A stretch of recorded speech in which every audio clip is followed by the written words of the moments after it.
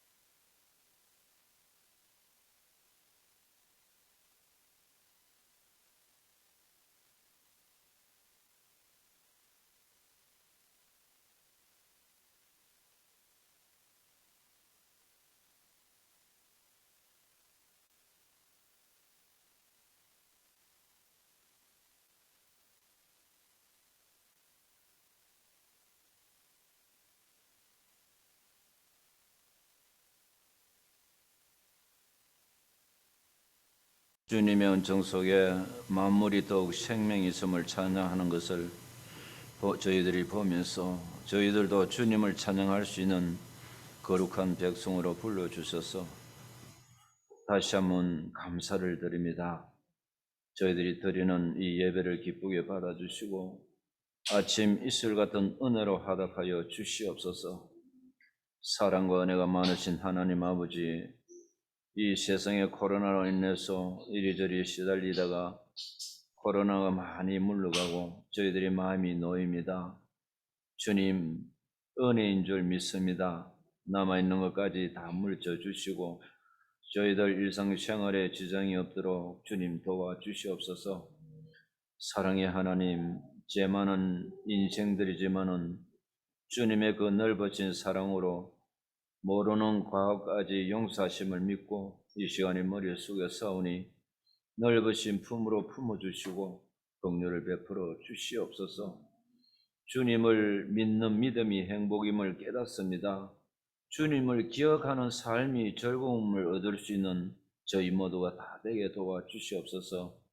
사랑의 하나님, 올달은 가정의 달로 돌아볼 수 있는 기회로 이끌어 주심을 감사합니다. 주님께서 세워주신 복된 가정, 주님께서 호주가 되시기에 더욱 안전함을 깨닫습니다. 언제나 축복의 가정으로 이끌어 주시고 복의 복을 더하여 주실 것을 믿습니다. 예배와 기도로 하루를 시작하는 가정들이 되게 하시고 받은 은혜에 감사하는 가정들이 다 되게 도와주시옵소서. 그리하여 가정마다 향하신 주님의 그 기쁘신 뜻을 분별할 줄 아는 믿음을 굳세게 하시고 잘 되는 것도 주님의 축복이지만은 안 되는 것도 주님의 사랑임을 깨닫게 하여 주시옵소서. 사랑의 하나님, 또한 이 나라와 이 민족을 불쌍히 여겨 주시옵소서. 이제 이 나라는 새 정부가 들어서고 새 대통령을 세워 주셨사오니 주님 축복하여 주시고 이 나라를 주님 지켜주신 가운데 성공적으로 잘 이끌어갈 수 있도록 주님 도와주시옵소서. 무엇보다도 하나님을 알게 하시고 그 마음에 주님을 영접하고 믿음으로 5년 동안 잘 이끌어가서 성공하는 대통령이 되게 하시고 참으로 국민들한테 칭찬받고 하나님께 영광을 돌릴 수 있도록 주님 도와주시옵소서. 북한과도 화합하게 하시고 남과 북이 하나 되게 하시고 러시아 우크라이나 전쟁도 멈추게 하셔서 화합의 길로 나아갈 수 있도록 주님 도와주시옵소서. 전쟁으로 많은 생명이 죽어가고 물가 상승으로 삶이 어려워지고 있사오니 주님 친히 간섭하셔서 화합의 길로 안정을 되찾을 수 있도록 주님 도와주시옵소서. 오늘도 말씀을 전가하실 목사님 기억하셔서 목양에 얼음이 없도록 늘 도와주시고 이 시간에도 말씀을 전가하실 때 말씀을 통해서 저희들 모두가 큰 은혜 받는 귀한 시간 되도록 축복해 주시옵소서. 예수님 이름으로 기도드리옵나이다. 아멘.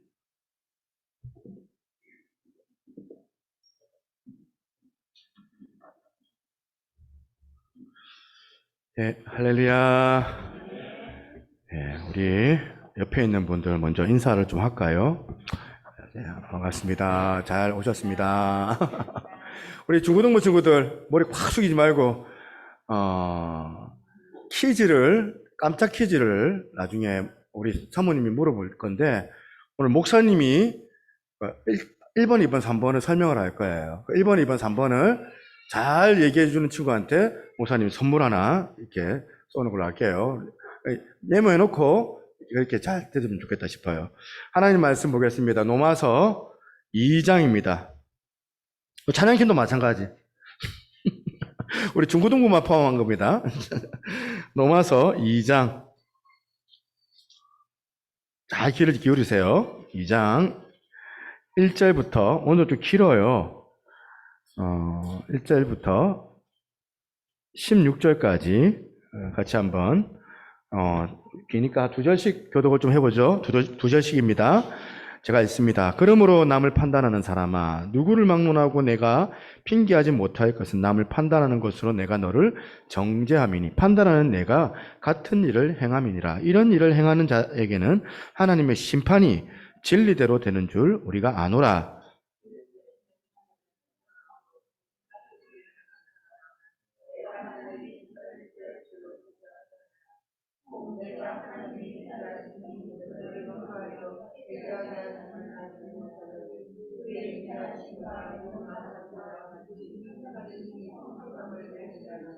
다만 내 고집과 회개하지 아니하는 그 마음을 따라 진노의 날, 곧 하나님의 의로우신 심판이 나타나는 그날에 이 말 진노를 내게 쌓는도다. 하나님께서 각 사람이 그 행한 대로 보응하시되.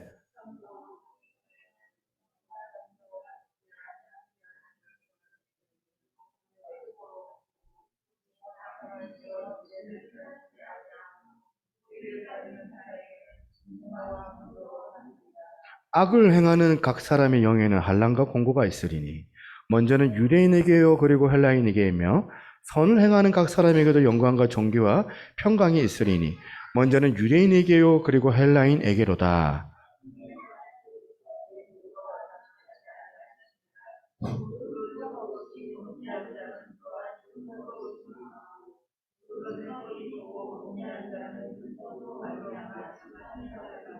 하나님 앞에서 율법을 듣는 자가 의인이 아니요 오직 율법을 행하는 자라야 의롭다 하심을 얻으리니 율법 없는 이방인이 본성으로 율법의 일을 행할 때에는 이 사람은 율법이 없어도 자기가 자기에게 율법이 되나니.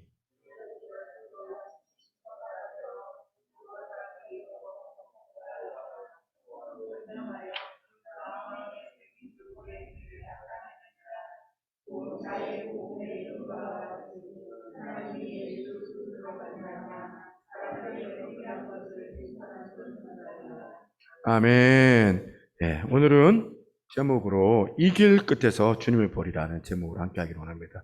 줌으로 좀 들어오신 분이 계시는데 소리가 잘 들리는지는 내가 모르겠습니다. 아까 좀 조치를 했는데 안 들리면 안 들리면 제 소리가 안 들리겠죠. 네, 문자를 주시고 그래서 좀 조치를 즉각 대처하는 걸로 그렇게 해야 될 것 같습니다. 오늘 로마서 2장입니다. 계속 로마서 2장의 주제가 뭐였어요? 주제가 하나님의 심판, 이 심판에 관한 걸 다루고 있습니다. 그래서 가만히 보면 이제 로마서 2장에 많이 나와요. 심판이라는 이 단어, 하나님의 심판 이런 단어가 많이 나올 뿐만 아니라 흐름 줄거리 전체도 역시 하나님의 심판과 관련된 말씀이 2장에 언급이 되어져 있습니다. 그런데 여기서 흥미로운 게 하나가 있습니다. 뭐냐면 이 바울이 글을 적었잖아요. 바울이 하나님의 심판에 관해서 말하고 싶은데 지금 하나님의 심판을 지금 설명하는 그 과정 가운데서 인간의 그 미숙한 판단 그거하고 그리고 하나님의 심판 그거하고 서로를 비교하면서 설명하려고 하는 그 의도가 보이는 거예요. 바울의 어떤 그 의도 가운데. 그래서 로마서 2장 1절을 다시 한번 보겠습니다. 1절에 보니까 그러므로 남을 판단하는 사람아 누구를 막론하고 내가 핑계하지 못할 것은 남을 판단하는 것으로 내가 너를 정죄함이니 판단하는 네가 같은 일을 행함이니라. 이렇게 1절 지금 어떤 말입니까? 인간의 판단은 공정하지 못하다. 인간의 판단은 미숙하다. 이걸 지적을 하고 나는데 그 다음에 2절 보겠습니다. 2절에 보니까 하나님의 심판이 등장하는데 지금 하나님의 심판에 어떤 요소가 지금 강조하고 싶은지를 잘 보세요. 2절입니다. 이런 일을 행하는 자에게 하나님의 심판이 진리대로 되는 줄 우리가 아노라. 지금 1절에서는 인간의 판단, 진리대로 행하지 않는 자신의 어떤 선입견과 그런 자신의 생각과 자기 위주로 판단하는 그 인간의 판단 그거하고 그리고 진리대로 행하는 그 심판하고 이걸 말하는데 3절도 마찬가지입니다. 3절도 이런 일을 행하는 자를 판단하고도 같은 일을 행하는 사람아 네가 하나님의 심판을 피할 줄 생각하느냐. 무슨 말이냐면 여기서도 미숙한 인간의 판단이 나오고 또 비교하는 하나님이 행하시는 심판이 나오는데요. 이게 사실은요, 우리는 말로 이렇게 구분을 해서 그렇지, 인간이 행하는 것을 판단이라는 이 단어로 표현을 했고, 그리고 하나님께서 하시는 것을 심판이라는 이 단어로 구분을 표현했지만, 원래 지금 성경의 그 원어는 같은 어원의 단어를 사용하고 있어요.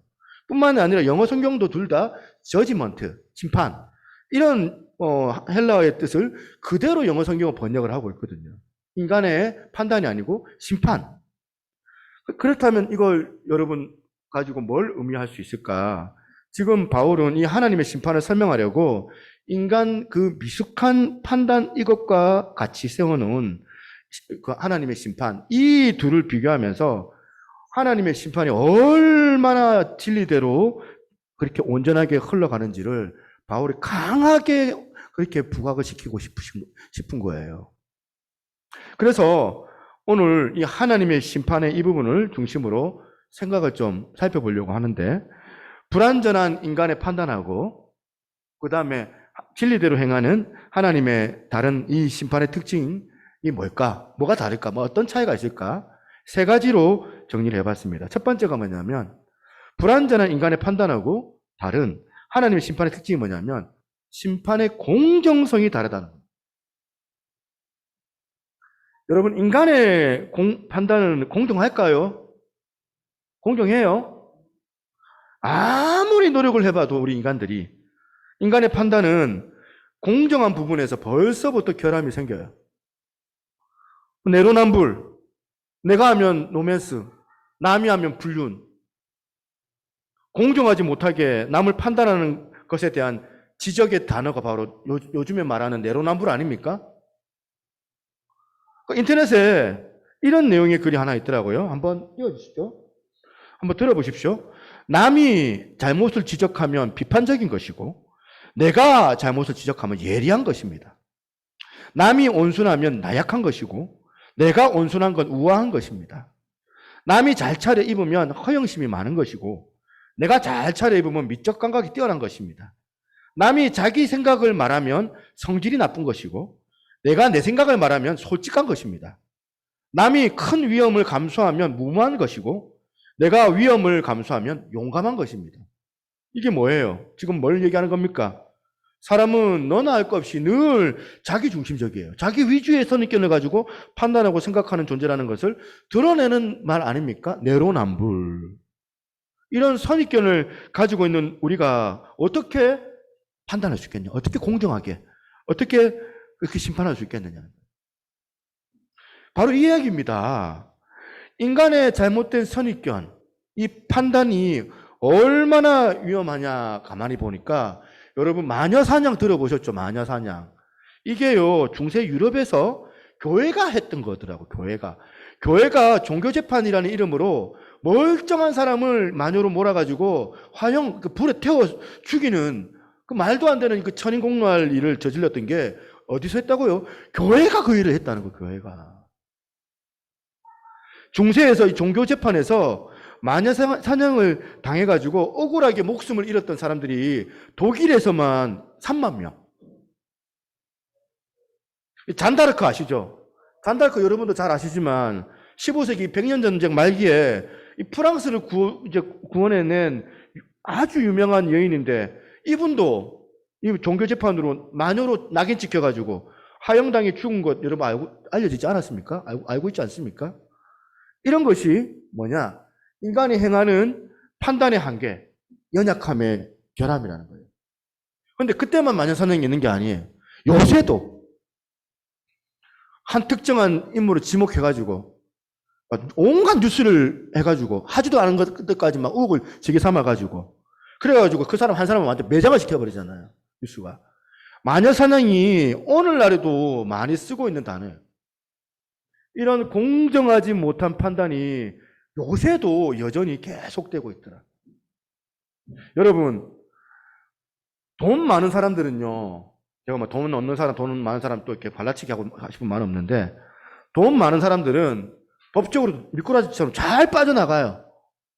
왜? 뭐 변호인단 돈 가지고 대단한 변호인단 꾸려가지고 교묘하게 유리한 법률을 적용시켜서 분명히 우리가 볼 땐 분명히 유죄인데 무죄로 빠져나가고 이런 것도 여러분 뉴스에서 종종 보잖아요. 그래서 참 정말 힘없고 연약한 사람들은 이 세상에서 정말 살면서 정말 공정하지 못한 거 보면서 막 규탄하고 막 분노해하고 그런 사람들 때문에 막 억울한 일 막 당하고 막 눈물 흘리고 그러지 않아요. 그런 일이 얼마나 많습니까? 이런 생각이 제가 들었습니다. 인간이 하는 판단은 그러니까 결함이 많아요. 결함이. 공정하게 되기가 너무나도 매우 어려운 게 사실이더라. 그래서 이게 지금 바울이 말하고 싶은 거예요. 인간의 그 연약한 판단을 탁 부각을 시키면서 상대적으로 하나님의 심판은 그런 게 아니다. 하나님의 심판은 자로나 우로나 치우치지 아니하는 부정한 그런 판단으로 행해지는 심판이 아니라는 거예요. 믿으십니까? 이걸 본문에서 지금 길게 피력을 하고 있는 겁니다. 그래서 로마서 2장 9절 10절도 한번 보십시오. 악을 행하는 각 사람의 영에는 환난과 공고가 있으리니 먼저는 유대인이고 그리고 헬라인에게며 선을 행하는 각 사람에게는 영광과 존귀와 평강이 있으리니 먼저는 유대인이고 그리고 헬라인에게라. 이게 무슨 말이에요? 지금 하나님께서는 진리대로 행하겠다는 거예요. 공정하게. 그 다음 11절. 이는 하나님께서 뭐로? 외모로 사람을 취하지 아니하시니라.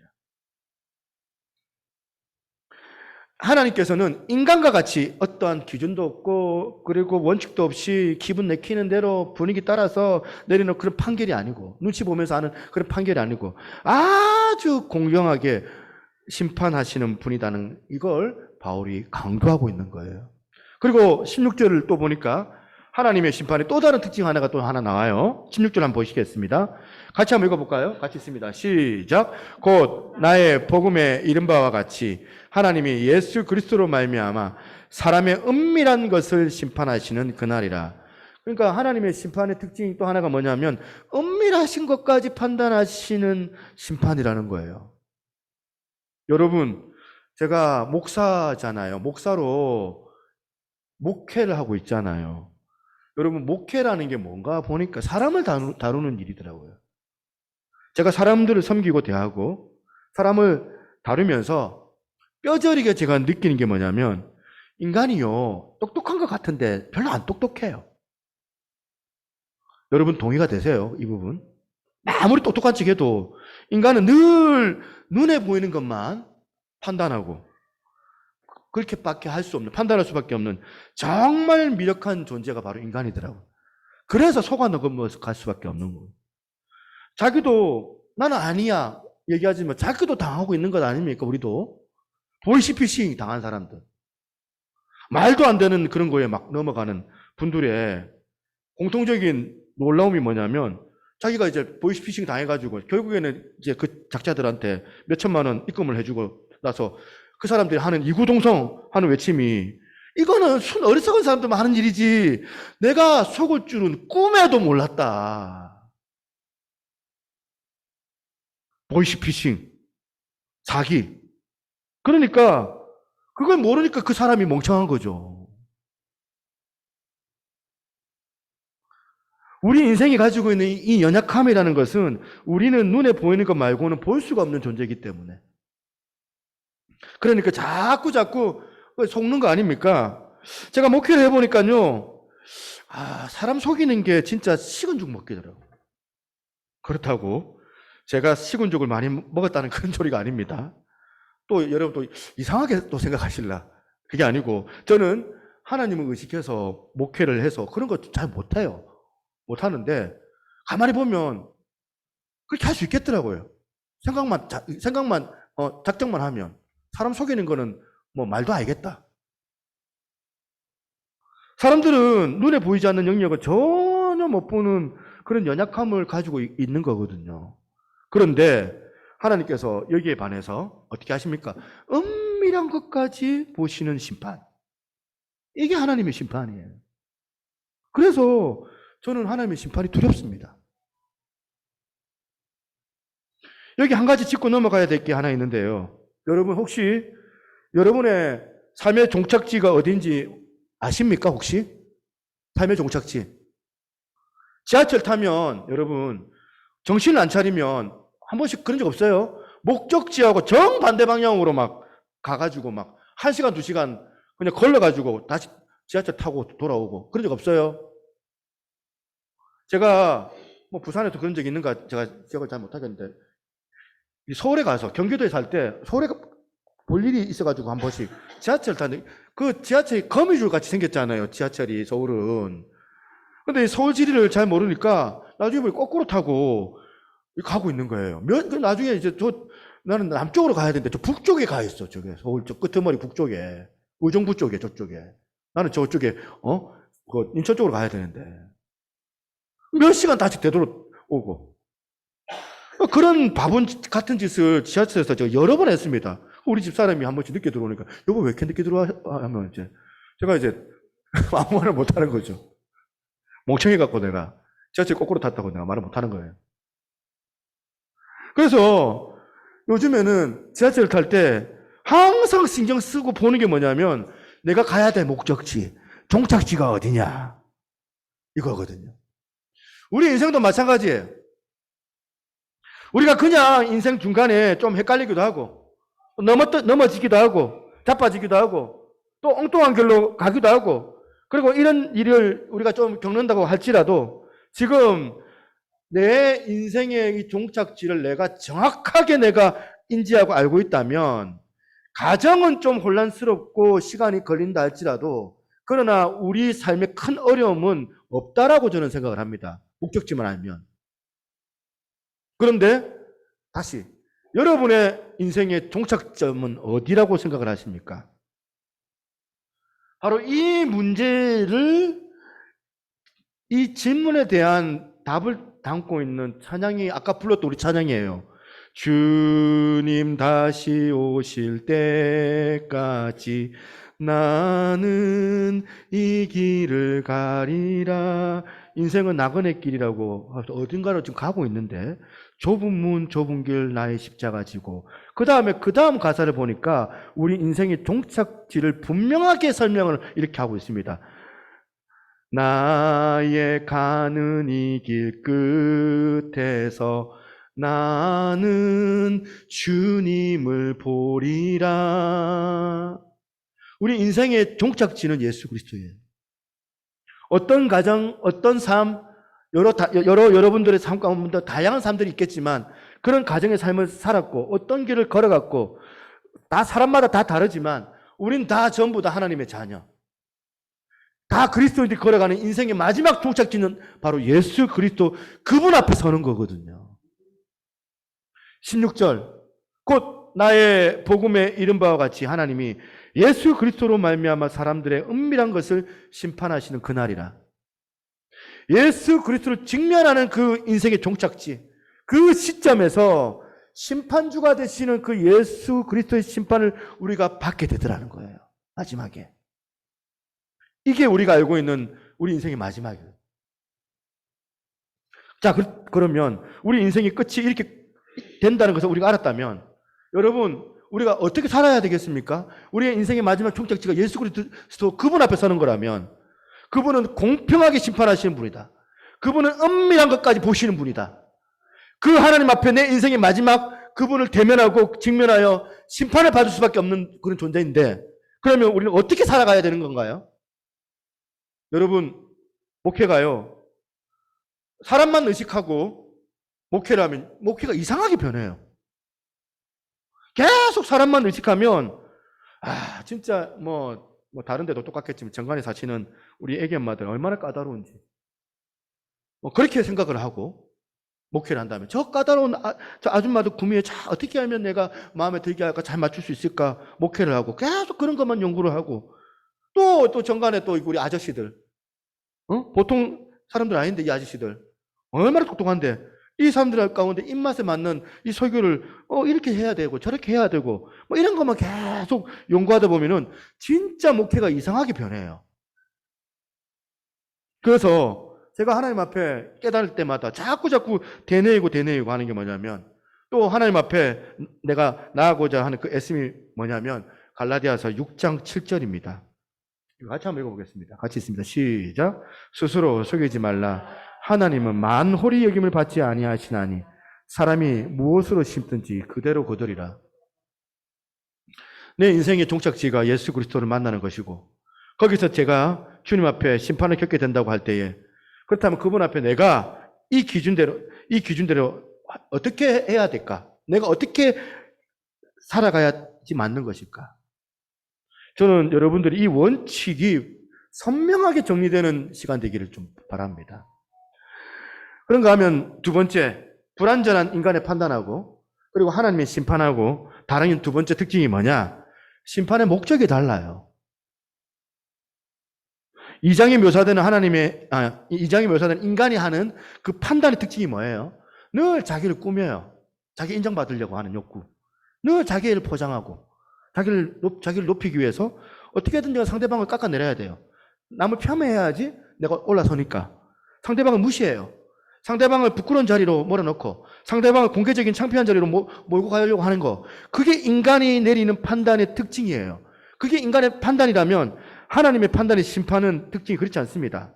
하나님의 심판의 근본적인 목적은 우리를 구원하시고 우리를 이렇게 세워주시고자 하는 그 사랑이 목적이 있기 때문에 저는 4절 말씀이 참 중요하다고 생각합니다. 혹 내가 하나님의 인자하심이 너를 인도하여 회개하게 하심을 알지 못하여 그의 인자하심과 용납하심과 길이 참으심의 풍성함을 멸시하느냐. 만약에 하나님의 심판의 목적이 여기 있는 저와 여러분들 사람들처럼 막 우리를 망하게 만들고 판단해가지고 우리를 죽게 만들고 우리를 파괴시키고 그러는 게 하나님의 그 어떤 심판의 목적이라면 뭐 하려고 길이 참으시겠습니까? 하나님께서 참으실 이유가 없지. 우리를 향하여 그 자리에서 그냥 바로 끝장내버리고 처단해버리고 그냥 오늘 끝났어 제껴버리면 끝나는 거 아닙니까? 만약에 하나님의 심판이 이런 식으로 우리를 망하게 만들고 그리고 멸하게 하는 것이라면 저는 이 자리에 여러분 앞에 설 수가 없어요. 어릴 때 기억을 해요. 막 제가 보면 망령된 일을 되게 많이 했더라고요. 길을 가다가 우리 중학생 친구들 혹시 이런 거 없어? 길을 가다가 교회 다니는데 막 하나님 앞에 막 삿대질하면서 막 하늘 쏘아보면서 째려보면서 내가 당신한테 님자도 안 붙인다 이러면서 막 이따위 소리나 하고 막 소리를 막 지른 거예요. 어릴 때. 그렇게 하나님 앞에서 막 아주 천인공노할 짓을 저질렀을 때 그때 저 같으면 당장 막 널로 와봐 해가지고 하나님의 심판이 막 그렇게 당장에 보여주시고 그렇게 한다면 제가 이 자리에 없습니다. 그런 목적이 있으면 저는 벌써 망하고 여기 없는 거예요. 4절에 길이 참으시고 유보하시는 하나님 그 모습 자체가 이게 하나님의 심판의 성격이 어떤 성격을 갖고 있는지를 우리가 가늠할 수 있는 거잖아요. 여러분 베드로후서 3장 9절입니다. 같이 한번 읽어보겠습니다. 시작. 주의 약속은 어떤 이들이 더디다고 생각하는 것 같이 더딘 것이 아니라 오직 주께서는 너희에 대하여 오래 참으사 아무도 멸망하지 않고 다 회개하기를 이르기를 원하시느니라.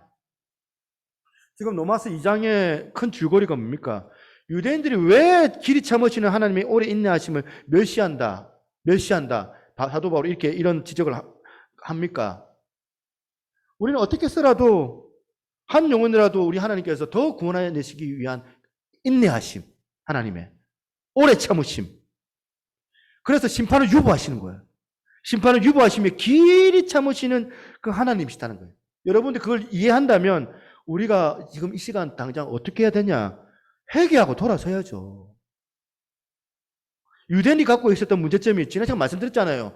자기가 갖고 있는 조그마한 그 알량한 그 자존심, 도덕적인 그 윤리의식, 그 율법을 지키고 제가 전도하면서 그런 얘기를 어떤 분이 하시는데, 전도할 때 저는 부끄러워서 잘 말 못하는데 우리 권사님이 용기를 가지고 이제 심판이 앞으로 있을 건데 불교 그거 다녀봐야 아무 소용없다 하면서 막 말씀을 전하시는데 탁 얼굴이 딱 굳어지면서 나는 착한 일도 많이 했고 배고픈 사람들 밥도 주고 그랬다면서 그렇게 얘기하시는 거예요. 그래서 난 자기는 이제 극락에 갈 거다. 그런데 이제 권사님이 그거 그 불교 우상이고 막 얘기를 하시는 거예요. 그러니까 이따 팍 쓰면 듣기 싫어 하면서 탁 나가는 거예요. 유대인들이 가지고 있었던 문제점이에요. 그래서 나는 율법을 지키고 있다는 그 우월감. 이런 것들을 가지고는 구원 못 받는데 돌이켜 회개하고 뿐만이 아니라 다른 사람들마저도 구원 얻는 데 방해를 해버렸기 때문에 우리 부모님도 조심하셔야 됩니다. 우리 자녀들에게 복음을 막는 역할을 혹시 부모들이 할 수 있거든요. 여러분, 오늘 우리 모두가 다 같이 참으시는 그 하나님의 거룩한 성품을 인식하고 우리가 한다면 어떻게 해야 돼요? 회개하셔야 돼요. 또 그런가 하면 때를 얻든지 못 얻든지 복음을 전해야 돼요. 믿으십니까? 부지런히 하나님의 마음을 세상 사람들에게 알리고 전하고 해결하고 그러면서 그들이 주님 앞에 돌아올 수 있도록 참으면서 기다리면서 주님의 마음을 본받아서 전도 하다 보면 여기까지 웃고 올라올 때가 있지만 참는 거예요. 애들한테 복음 전하다가도 보면 말도 안 되는 소리 할 때 있거든요. 애들이. 참는 거예요. 그런가 하면 세 번째, 불완전한 인간 판단하고 다른 하나님의 심판의 세 번째 특징이 뭐냐면 하나님의 심판의 기준이 달라요. 16절 보시겠습니다. 곧 나의 복음에 이른 바와 같이 하나님이 예수 그리스도로 말미암아 사람들의 은밀한 것을 심판하시는 그날이라 할 때 예수 그리스도로 말미암아 여기 나오는 여러분 예수 그리스도로 말미암는 이 심판은 이게 뭘 의미하는 뜻이겠습니까? 두 갈래로 제가 여러분에게 설명을 드릴 수 있는데요. 첫 번째 건 뭐냐면 여기 나오는 예수 그리스도로 말미암아 이제 심판을 받는다는 것은 첫 번째로 종말 때 마지막 때 예수님께서 재림하셔서 친히 심판을 주도하신다. 보통 이거는 다들 여러분들이 다 알고 있는 인식하고 있는 이런 식으로 성경을 이해하고 읽잖아요. 마지막 때에 주님께서 심판하실 거다. 이런 의미의 한 갈래가 있다면 그런가 하면 두 번째 갈래입니다. 제가 말하고자 하는 건 두 번째예요. 종말에 임한 심판의 기준이 바로 예수 그리스도라는 거예요. 종말의 기준이 예수 그리스도다. 심판의 기준. 종말의 심판하심이 인간의 판단하고 근본적으로 다른 것이 이거라는 거예요. 우리의 기준은 예수 그리스도. 로마서 3장 28절. 그러므로 사람이 의롭다 하심을 얻는 것은 율법의 행위가 있지 않고 어디에 있다고요? 어디에 있다고요? 예수 그리스도를 믿는 믿음으로 되는 줄을 우리가 인정하노라. 요한복음 3장 18절. 그를 믿는 자는 심판을 받지 아니할 것이요 믿지 아니하는 자는 하나님의 독생자의 이름을 믿지 아니함으로 벌써 심판을 받은 것이니라. 심판의 기준이 우리의 착한 행위가 아니래요. 기준은 예수 그리스도를 향한 믿음. 자, 그러면 이런 질문이 가능하지 않습니까? 아니, 왜 이런 식으로 우리를 구원하십니까, 하나님은? 무슨 기준이 그런 식인지, 그 따위냐? 왜 하나님은 가난한 사람도 많이 도왔다고 하는 자기의 거룩한 행위로 심판을 그렇게 자주하는 게 아니고, 예수 그리스도를 믿는 믿음이 왜 심판의 기준이 되느냐? 궁금할 거 아닙니까, 여러분? 왜 그럴까요? 이거를 설명을 하려면 선악과로 거슬러 올라가야 해요, 선악과. 에덴 동산에 있는 이 선악과가 그게 끄트머리 막 그 동산 끝자락에 어두운데 감춰지는 게 아니고 동산 중앙에 있었습니다. 왜 선악과가 동산 중앙에 있었을까요? 아담과 하와가 늘 보는 거예요. 동산 중앙에 있는 그 선악과를 날마다 바라보면서 하나님의 왕되심, 하나님의 하나님 되심, 피조물 대 자기 자신의 어떤 자리매김을 하는 거예요. 나는 피조물이다. 내 이 모든 것을 내가 다 누리고 취할 수 있는 그 권한을 내가 받았지만, 내가 권한이 있지만 이것이 내가 만든 것이 아니다. 내 게 아니다. 원래는 내가 주인이 아니다. 주인은 따로 계시다. 하나님은 내가 의지해야 될 창조주가 되신다. 왕이시다. 늘 이것을 인식하고 살아가도록 하나님께서 동산 중앙에 선악과를 주셨는데, 하나님께서 이 아끼는 과일을 따먹었다고 해가지고 막 그거 들켜가지고 두들겨 패는 그런 이야기가 선악과 이야기가 아닙니다. 하나님과의 그 관계가 파기된 사건이 선악과 사건이거든. 하나님, 당신은 내 인생이 필요 없다. 내가 내 인생의 주인이라고. 내 주먹을 믿어, 나는. 내 능력으로 내가 하는 거지. 내가 내 인생을 영위해 나갈 수 있는 내가 주인이기 때문에 이제 더 이상 선악과 같은 건 필요 없어. 그래서 여러분, 예수 그리스도의 십자가의 의미가 뭡니까? 십자가. 여러 갈래로 그렇게 길게 설명할 수도 있겠지만 한마디로 그 중에 한 갈래로 말씀을 드리자면 예수 그리스도의 십자가는 인간이 무너뜨렸던, 인간이 파괴시켰던 하나님과의 관계를 회복시키는 도구예요. 십자가.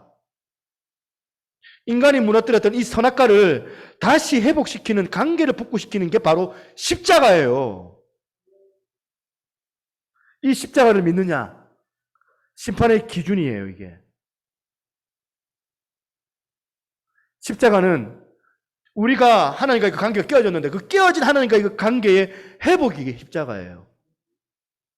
십자가는 하나님 없이도 나는 잘 살 수 있다. 나는 내 도덕심으로 내 윤리의식이 강하기 때문에 예수 안 믿어도 난 잘 나가. 하나님 없어도 나는 내 영위할 수 있잖아. 나는 대졸이고 나는 이제 대학원까지 나왔어. 그딴 심판은 안 받아도 돼. 이런 생각을 하던 인생이 깨닫게 되어서 내려놓고, 교만한 생각을 내려놓고 하나님은 전적으로 의지하는 그 인생으로, 하나님만 바라보는 그런 인생으로 바뀌어지는 도구가 바로 십자가예요. 유대인들이 이걸 실패한 거 아닙니까? 유대인들. 그러니까 여러분, 제가 에베소서 5장 21절에 보니까 그리스도를 경외함으로 서로 피차 복종하라. 에베소 5장에 예수 그리스도에 대한 어떤 복종에 대해서 나오는데 그 다음에 나오는 쭉 전개되는 내용을 보니까 바로 그리스도를 경외함으로 라는 큰 기준을 내 신앙생활에서 딱 세우고 나서 그 다음 이루어지는 그 다음 단계가 뭐냐 보니까 가정 안에서의 부부관계가 세워지고 그 다음에 부모와 자녀와의 관계가 세워지고 그 다음에 직장에서 여러 대인관계들 점차적으로 이런 것들이 질서대로 세워져 나가는 것을 에베소서 5장을 통해 볼 수가 있어요. 그래서 우리가 하나님 앞에서 심판의 기준이 왜 예수 그리스도가 되시냐면 이 주님의 십자가로 말미암아 깨어진 하나님과의 관계가 회복되었고 더 중요한 것은 이제 내 삶의 인생의 중심에 세워졌기 때문에 그 하나님의 아들 되신 예수 그리스도를 절대적으로 마음으로 믿는 태도, 믿음의 태도. 이게 하나님 앞에서의 선이라는 거예요. 우리 행동이 선이 아니고.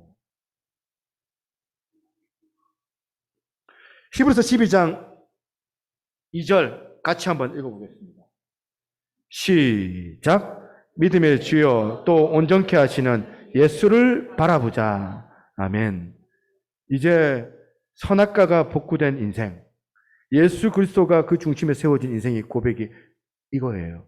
지금 로마서 2장에서 유대인들에 대한 경고의 말씀으로 지금 피력을 하고 있는 내용이 있잖아요. 우리에게 예수는 필요 없고 유대인들이 말합니다. 내 힘이 최고야. 나는 내 힘으로 내 인생을 영위할 수 있어.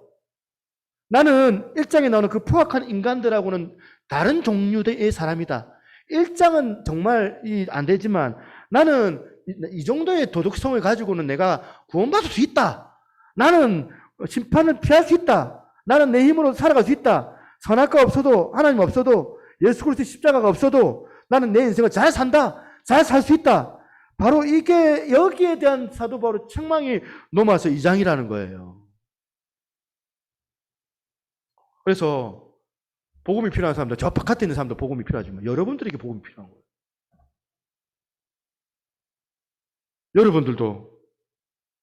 여러분들의 길은 어떻습니까? 하나님이 없는 그 길을 걸어가고 있지는 않습니다. 히브리서 12장 2절 믿음의 주여 또 온전케 하시는 예수 그리스도를 바라보자. 로마서 2장에 유대인들이 가지고 있었던 의가 얼마나 자기들이 긍지가 있었습니까? 자부심이 있었습니까?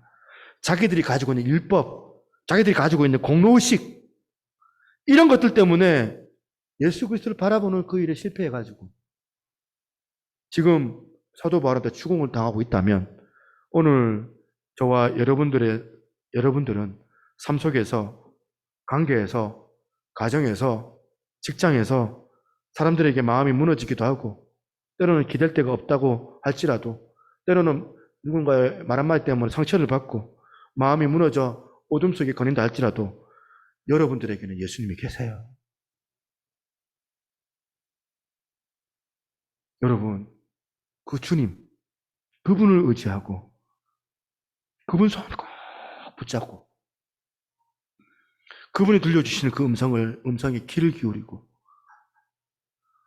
여러분 나그네 인생길 때로는 넘어지고 되돌아갈 때도 있고 묵묵하게 그러면서 목적지가 있으니까 그 길을 묵묵하게 걸어가다가 우리 인생의 종착점 다시 오실 주님을 만나는 그 기쁨을 꿈꾸면서 그렇게 살아갈 수 있는 복된 저와 여러분 되시기를 주님의 이름으로 축원합니다. 오늘 다 같이 아까 불렀던 이 찬양 한 번 더 불러보도록 하겠습니다.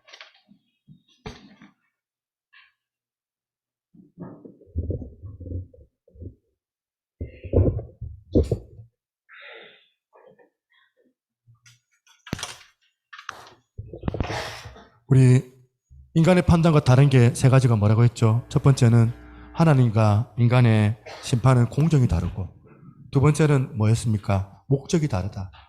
세 번째는 뭐였습니까? 기준이 다르다. 오늘 이 말씀 기억하면서 나의 가는 이 길 끝에 내가 주님 반드시 계시니 주님만 바라보고 나아갈 수 있도록 하나님 나에게 은혜를 주십시오. 주님 바라볼 수 있는 힘을 주십시오. 나에게 그런 믿음 달라는 마음으로 같이 한번 이 찬양 같이 하겠습니다.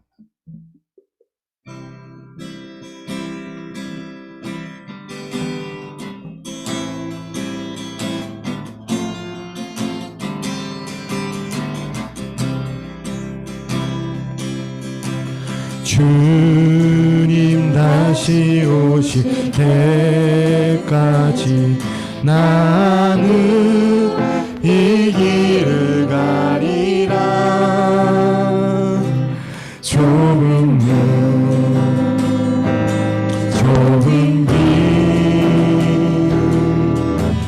나의 십자가 지고 나의 가는 이 길 끝에서 나는 주님을 보리라. 영광의 내 주님 나를 맞아주. 다시 한번 주님 다시 오실 때까지, 주님 다시 오실 때까지 나는 이 길을 가리라.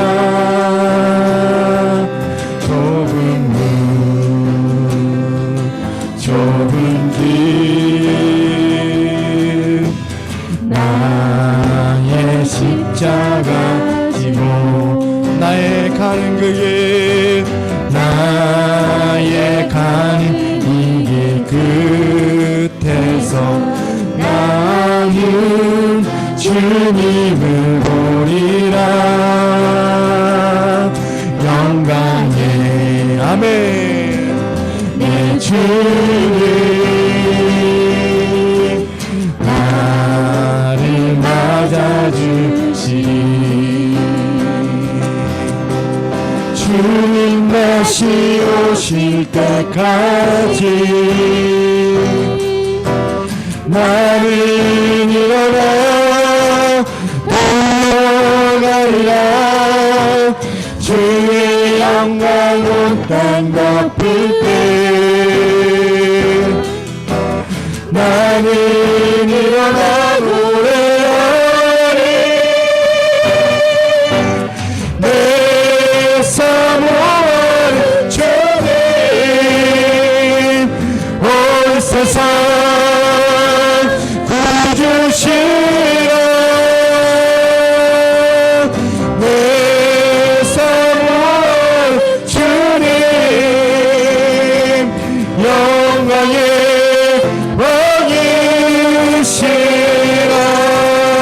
주님 다시 오실 때까지, 주님 다시 오실 때까지 나는 일어나 달려가리라. 주의 영광 온 땅 덮을 때 나는 일어나 노래하리.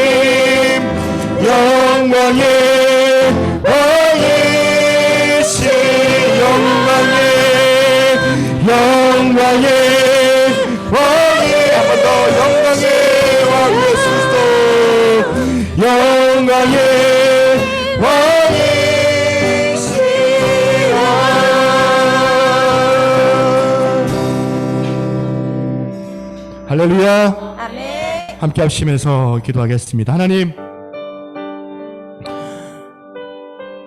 우리에게는 심판보다는 구원의 일들이 기다려지는 줄로 믿습니다. 하나님, 우리가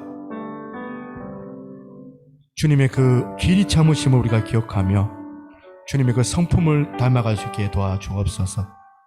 예수 그리스도를 믿는 그 믿음으로 우리가 살아갈 수 있게 하여 주시옵소서. 우리 성령님께서 인도해 주신 대로 함께 주님 이름 한번 부르고 같이 한번 기도하겠습니다. 주여, 아버지 하나님 감사합니다. 오늘도 주 앞에 나와 기도할 때에 주님의 영광과 진리의 역사가 우리 가운데 충만하게 깃들 줄로 믿습니다. 아버지 하나님 임하여 주옵소서. 말씀으로 우리를 새롭게 하여 주실 줄로 믿습니다. 아버지 하나님, 우리가 길이 참으시는 그 주님 앞에 내가 나아가기를 원합니다.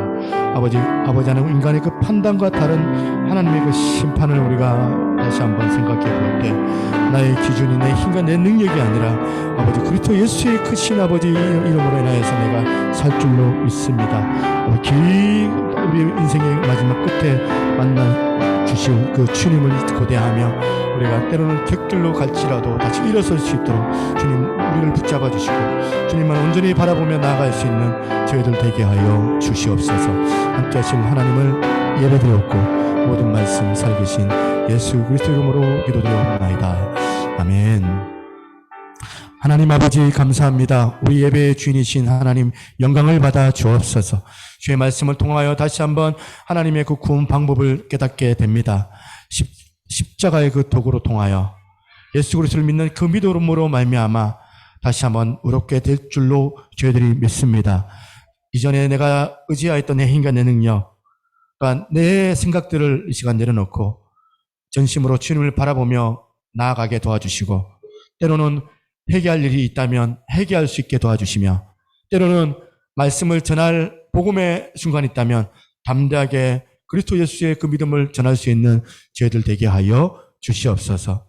아버지 하나님 앞에 이 시간 주 앞에 간절히 바라는 것은 우리의 또한 조급함들 또한 마음에 급하여서 또한 때로는 낙심할 때가 너무 많이 있는데 주님의 길이 참으심을 우리가 기억하며 우리 가정에 있는 우리 자녀들, 우리 남편, 우리 아내들 또 우리 부모님들, 사랑하는 우리 이웃들 그들을 향하여서 인내하며 그들에게 사랑을 베풀 수 있는 은혜를 저희들에게 허락하여 주시옵소서. 주 앞에 귀한 예물 드립니다. 주께서 흠량하여 주시고 이 예물이 사용되어지는 곳마다 하나님의 영광이 나타나게 하여 주시옵소서. 11조로 감사 예물로 아버지 온갖 제목에 또한 예물로 주 앞에 올려드리오니 아버지 하나님 이 예물이 정말 복음을 위하여 사용되게 하여 주시고 아버지 이 일로 통하여서 더욱더 교회가 풍요로워지며 또한 가정이 잘 되고 또한 내 영혼이 주 앞에 풍요함을 경험할 수 있는 은혜를 허락하여 주시옵소서. 아버지 마음이 아픈 사람들 주님께서 위로해 주시고 특별히 또한 질병이 있는 사람들 나사렛 예수 그리스도의 이름으로 명하노니 어둠의 역사들은 묶임을 받고 떠나갈지어다. 오늘 이 시간 우리가 아픈 부에 손을 얹습니다. 손을 얹고 이 시간 기도하오니 믿음으로 구하는 기도 병든 자도 낫게 할 줄로 믿습니다. 믿음의 기도는 병든 자를 낫게 하고 의인의 간구는 역사하는 힘이 많다고 하였사오니 오늘 임하여 주셔서 주님의 역사를 허락하여 주시옵소서. 오늘도 우리 하나님께서 많이 영광 가운데 함께하여 주실 줄 믿사오며 모든 말씀 나의 구원하신 살아계신 예수 그리스도 이름으로 기도드리옵나이다. 아멘. 옆에 있는 분 인사하겠습니다. 은혜 많이 받으셨습니까? 자, 우리 중고등부 친구들 잘 들었어요? 나중에 우리 사모님 물어볼 건데, 네, 잘 기억했으면 좋겠습니다. 주보고를 제가 하나 안 받았네요. 주보가 있었던 것 같은데. 알겠습니다.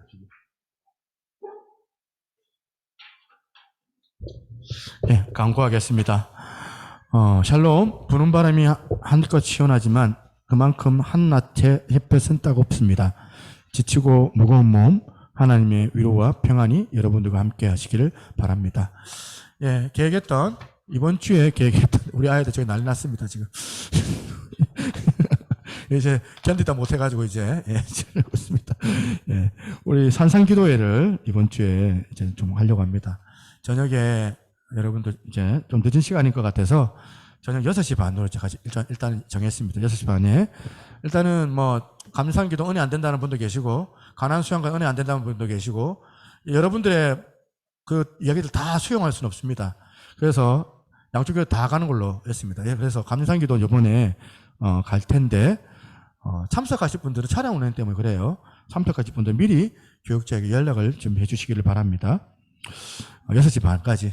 우리 제가 아쉬운 건 뭐냐. 늘 가는 사람들이 가기 때문에 아쉬워요. 안 가는 사람들이 좀 참여했으면 좋겠는데.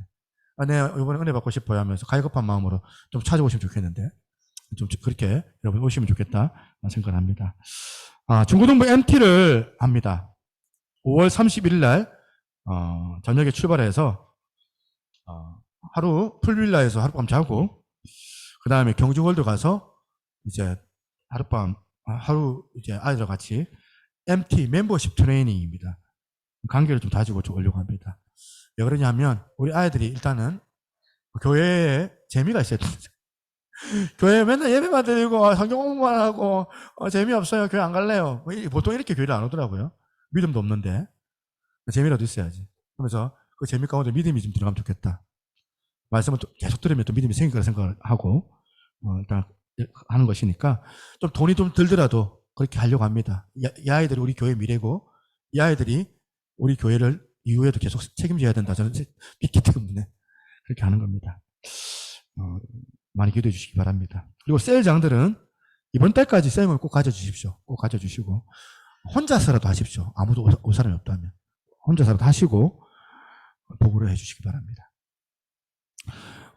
구약일도학교 이런 것들은 나머지는 주보를 참조해 주시면 좋겠습니다. 우리 함께 이 찬양 오늘 가정의 달이라서 예수만 섬기는 우리 집 함께 찬양하겠습니다.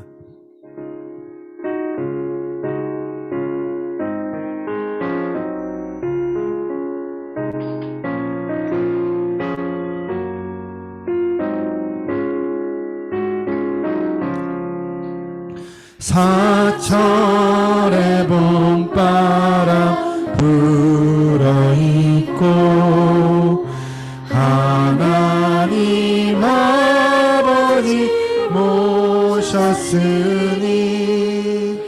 믿음의 반석도 든든하다.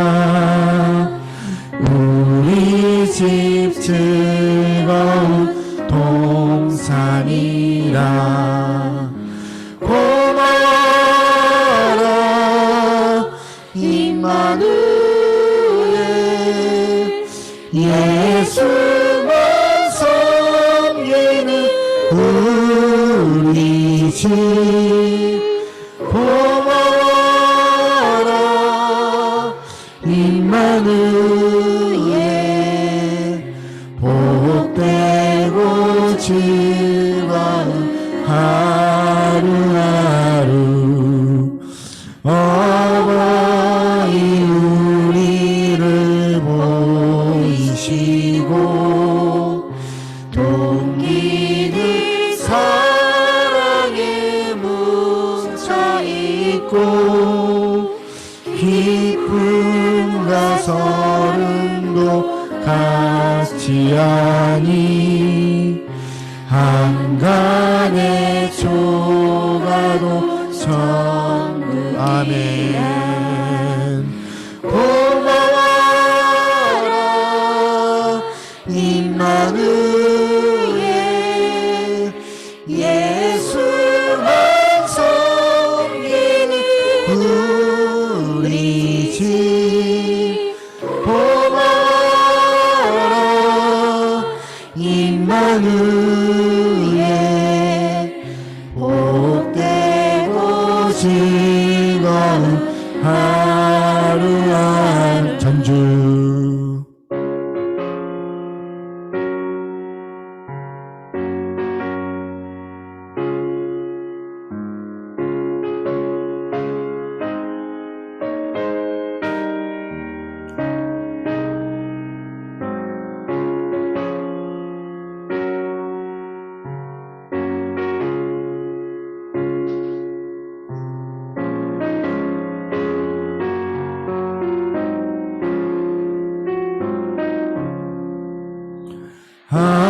아침과 저녁에 수고하여 다 같이 일하는 온 식구가 한 상에 둘러서 먹고 마셔 여기가 우리의 영원이라 고마워 임마누엘 예수를 섬기는 우리 집 고마워 임마누엘 복되고 즐거운 하루하루 기도합니다. 지금은 우리 주 예수 그리스도의 은혜와 아버지 하나님의 무한하신 사랑과 성령님의 감화감동 교통하시는 은혜 역사가 오늘 이렇게 주 앞에 나와 아버지 하나님의 그 성품 안에 이 길의 마지막 종착점 예수 그리스도를 향하여 인생의 그 길을 나아가기를 소망하는 우리 사랑하는 선우리의 모든 성도들 머리 위에 이제로부터 영원토록 항상 함께 있을지어다. 아멘.